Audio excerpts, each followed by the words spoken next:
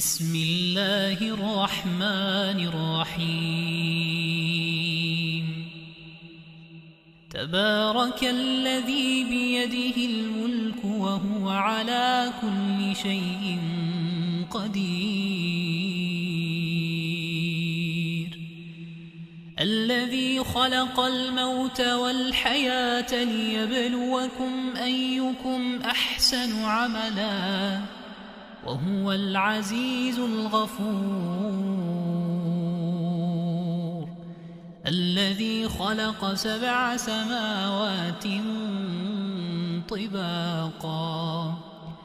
ما ترى في خلق الرحمن من تفاوت فارجع البصر هل ترى من فطور ثم ارجع البصر كرتين ينقلب إليك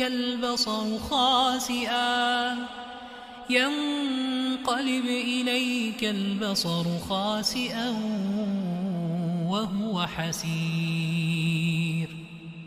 ولقد زينا السماء الدنيا بمصابيح وجعلناها رجوما للشياطين وأعتدنا لهم عذاب السعير وللذين كفروا بربهم عذاب جهنم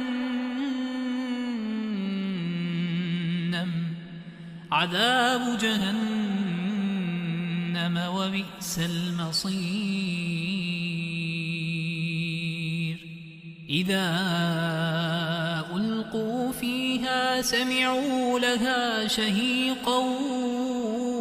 وهي تفور تكاد تميز من الغيظ كلما ألقي فيها فوج سألهم خزنتها ألم يأتكم نذير قالوا بلى قد جاءنا نذير فكذبنا وقلنا ما نزل الله من شيء إن أنتم إلا في ضلال كبير وقالوا لو كنا نسمع أو نعقل ما كنا في أصحاب السعير فاعترفوا بذنبهم فسحقا لأصحاب السعير إن الذين يخشون ربهم بالغيب لهم مغفرة وأجر كبير وأسروا قولكم أو اجهروا به إنه عليم بذات الصدور ألا يعلم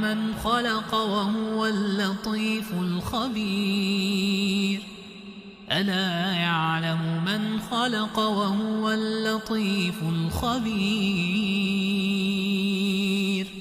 هو الذي جعل لكم الأرض ذلولا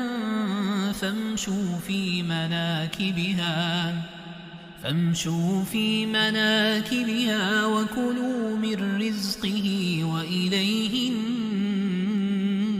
النشور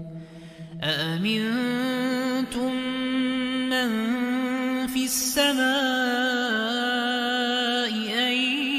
يخسف بكم الأرض فإذا هي تمور أم أمنتم من في السماء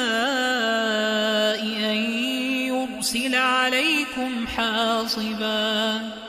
فستعلمون كيف نذير ولقد كذب الذين من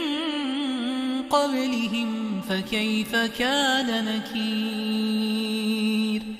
أولم يروا إلى الطير فوقهم صافات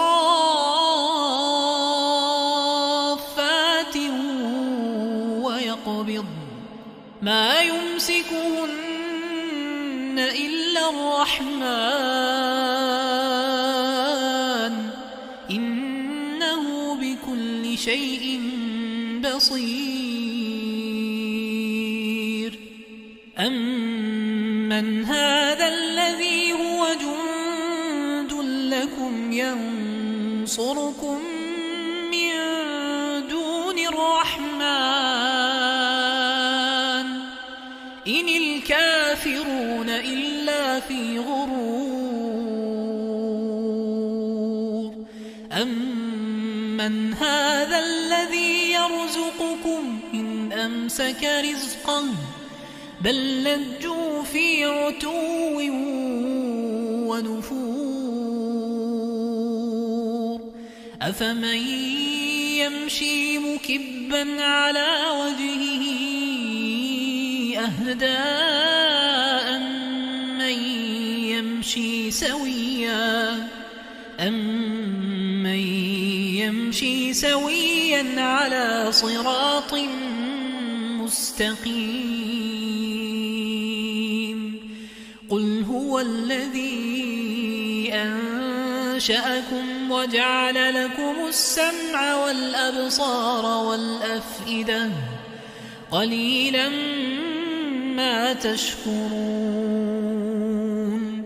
قل هو الذي ذرأكم في الأرض وإليه تحشرون ويقولون متى هذا الوعد إن كنتم صادقين قل إنما العلم عند الله وإنما أنا نذير مبين